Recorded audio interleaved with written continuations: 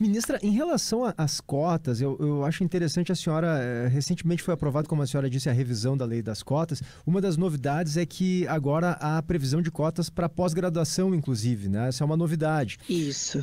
Queria que a senhora detalhasse se tem alguns outros aspectos que a senhora pretende, até o final do governo, levar adiante, que modifiquem a questão das cotas. Inclusive, tem muitos ativistas que costumam defender a possibilidade de cotas raciais em empresas, em contratações de empresas. Essa é uma possibilidade? Vocês têm algo no horizonte pensando nesse sentido? Olha, em empresas é um pouco mais complicado, porque cada um tem a sua autonomia para decidir.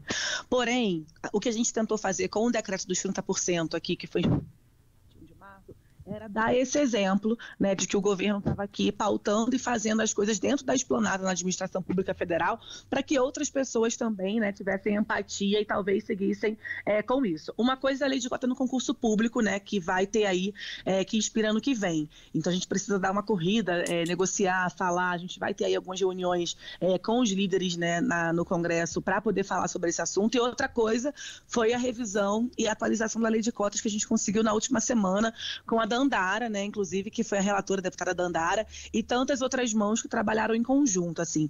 Dessa vitória, especificamente, teve uma coisa que, assim, eu fiquei muito feliz de ter conseguido, que era, primeiro, a gente conseguir contemplar os quilombolas, que não estavam, né, e agora a gente tem esse censo quilombola que demonstra aí que a gente tem 1 milhão e pouco de quilombolas no país inteiro, então a gente conseguiu contemplar o quilombola. Um outro ponto que eu gostaria muito de chamar a atenção é que a gente conseguiu reduzir de 1,5 salário mínimo para 1 salário mínimo, que já vai também abarcar ali uma outra grande parte da população que não estava. E como você muito bem fala, a questão das ações afirmativas dentro da pós-graduação, mas também a partir de agora pensar junto com o MEC e com as próprias universidades a permanência desses alunos, né, desses jovens, porque a maior dificuldade, o gargalo que a gente tem nas cotas é as pessoas entrarem, mas infelizmente algumas não conseguirem se manter, porque não havia uma bolsa permanência. Então agora a nossa luta com o ministro Camilo Santana e com tantos outros reitores por aí para que a gente possa ter um investimento digno para esses cotistas com uma bolsa permanência. E o último ponto também